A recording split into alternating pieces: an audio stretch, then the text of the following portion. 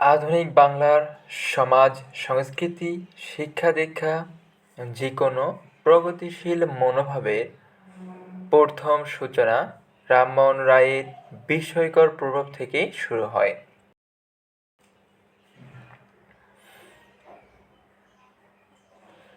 তিনি 22শে মে 1774 মতান্তরে 1772 খ্রিস্টাব্দে হুগলি জেলার রাধানগর গ্রামে ব্রাহ্মণ বংশে জন্মগ্রহণ করেন।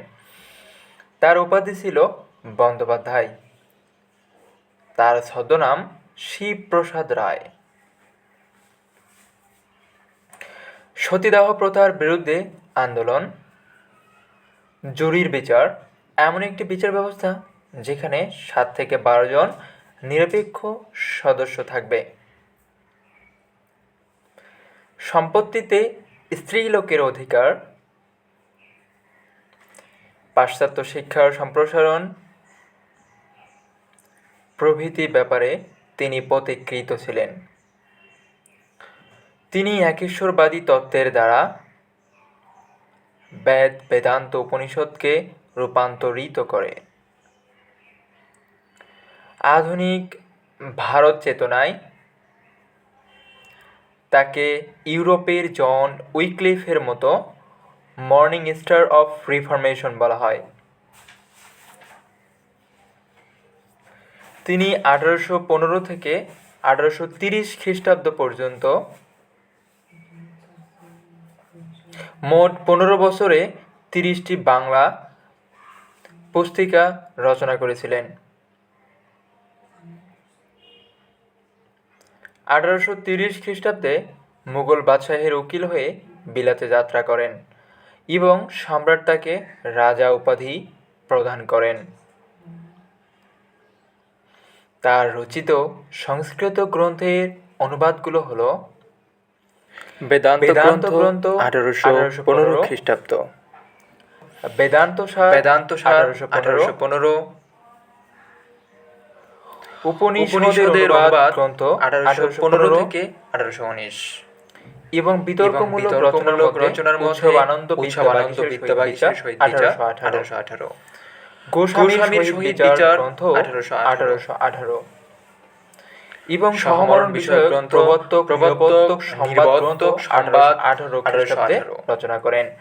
এছাড়াও কবিতাকারের বিচার 1820, ব্রাহ্মণ সেবদী 1821 খ্রিস্টাব্দে রচনা করেন।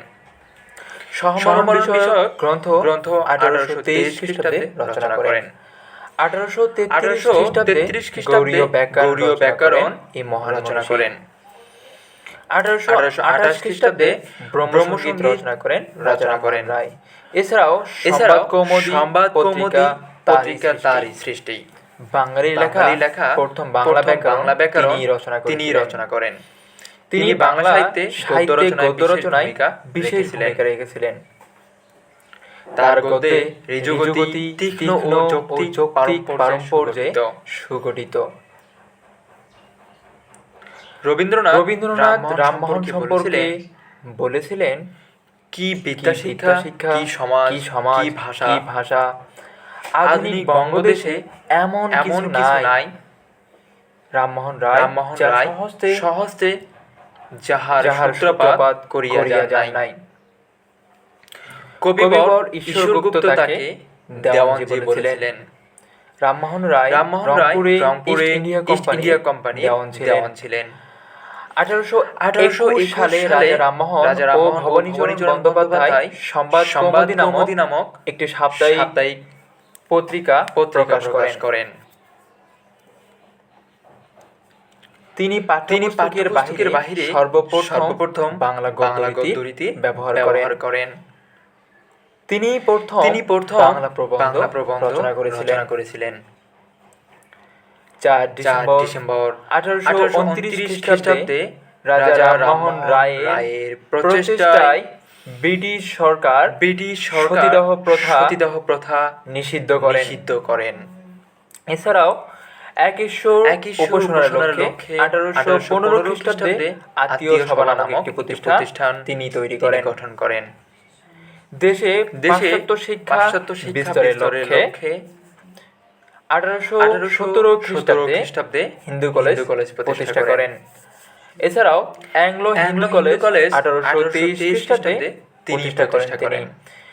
27 সেপ্টেম্বর 1833 খ্রিস্টাব্দে এই মহান মনীষী মেনিনজাইটিসে আক্রান্ত হয়ে ব্রিস্টলে স্টেপলটনে পরলোক গমন করেন। এই মহান মনীষী পরলোক গমন করেন।